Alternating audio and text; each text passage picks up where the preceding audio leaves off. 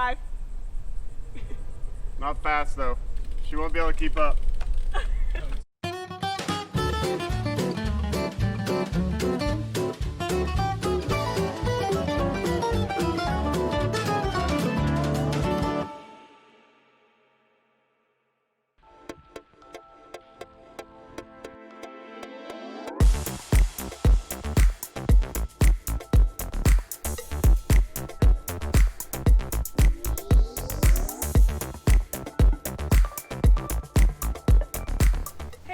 It's Dixon with Candid with Kara, and we are back again with Daniel Gade. Daniel Gade, candidate for United States Senate, looking to represent you in the U.S. Senate this fall. Please elect me on November 3rd. All right, this is our second Candid with Kara. Yeah. Are you excited? Yeah, last time I made you do CrossFit, and now we're riding bikes. I can actually kind of ride a bike, so... You could do CrossFit too. It was perfect. I could kind of do CrossFit. We worked on it. Yes. We'll get you better. Yeah. We talked to you before, but can you tell us again why you're running for the Senate? Yeah, I'm running as really an extension of my military service. I served 25 years in the Army. Hello, Navy people in Tidewater, but I was an Army guy for 25 years, lots of leg in combat, and believe in serving the Constitution, serving my fellow citizen, and that's the only reason I'm even running for anything in politics. All right, so are you ready to bike? Yeah, let's do it. All right, cool. I was talking to somebody the other day about the sort of life I've lived, and I'm only 45. Yeah. And I've lived a very interesting life. I have a private pilot, or I have a pilot's license. I've jumped out of airplanes. I've gotten blown up. I teach. College kids. I've got great kids. Like, I've got a great life. Yeah. So why would that make you want to get in politics? Yeah. No. It's not for the challenge of it. It's honestly, it's just because one of the key threads that runs through my life is like service. And so I am committed to serving other people, and I think that right now we have a lot of people in politics who are serving themselves, and I find it disturbing. You also live in Alexandria. Yeah. How you like it up there? I live right by Mount Vernon. I like it better down here. I like it better in the Shenandoah Valley, but my native land. You're from the Shenandoah Valley? I'm from Winchester. Oh, good. Yeah. Yeah, I like it. I like it okay. We live in a nice place and next to the river, and I can take my kids sailing and goof off in the river and stuff like that. Yeah.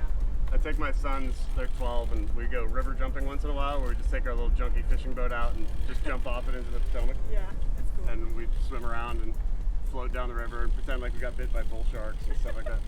Even though there aren't any bull sharks there.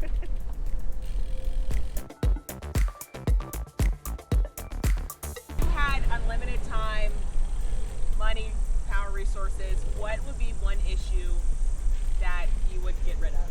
Yeah, something I care about a lot is the veteran suicide crisis. We have about 22 veterans a day, something like that, who kill themselves, and that's a terrible national crisis. Yeah. And it needs more funding, it needs more resources, and it needs more people who care about it. And I intend to make that an issue that I work on as a United States Senator. People are, really feeling down right now, depressed because of the pandemic, a lot going on in the world. What would you say to them to encourage them and give them some type of hope? Well, obviously, America's been through hard times before, and we can survive through this as well. Just love the people around you, and let's let the economy get back to work so people don't feel so hopeless, and get some money back in their pockets, and we can recover from this.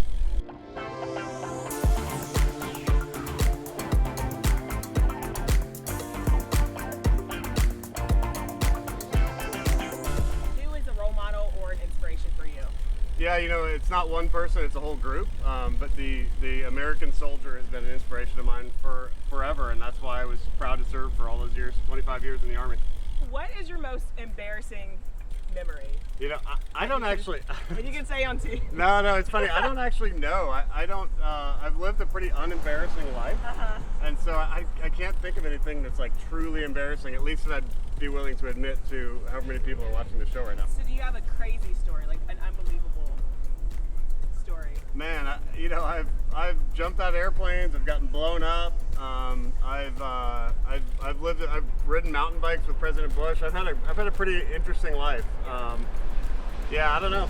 Not embarrassing. No, I'm out. I just don't have a good one. Sorry to report.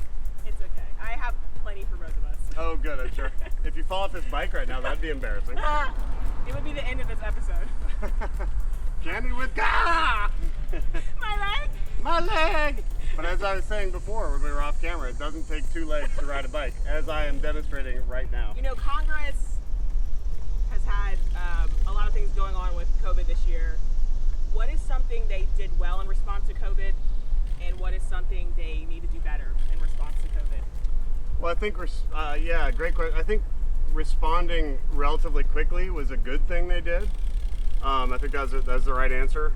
Something bad that they did was packing all of the relief bills full of pork that had nothing to do with COVID and was like just left-wing sort of wish list. You know, they went on their Christmas list and they went shopping, and I think that was the wrong approach.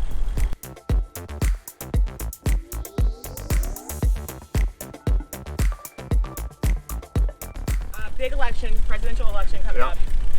How important is this election, like historically, and just for the future of our country? You know, everybody thinks that every election is really important, and this one is important because I think the left has plotted out a course for America that is socialist, that is violent, that is extreme, and my party, the Republican Party, just wants to grow the economy and have a country that's safe and secure for all Americans, and it protects individual liberty. And so I think it's a hugely important election, and people are sick of career politicians. And my opponent in this race has been in politics his entire life, and he's a career politician. And so I think people are sick of that, and they won't change. So Congress passes laws that the states have to roll out, like the CARES Act, things like that, big programs. How can Virginia congressional leaders, work better to get these programs implemented in Virginia? Yeah, I mean, I think anytime we have state and local government should be in charge of most functions. You know, the federal government is not the do-all, end-all, and be-all of policy. So I think writing policies that states are able to then take and implement is the right approach as much as possible.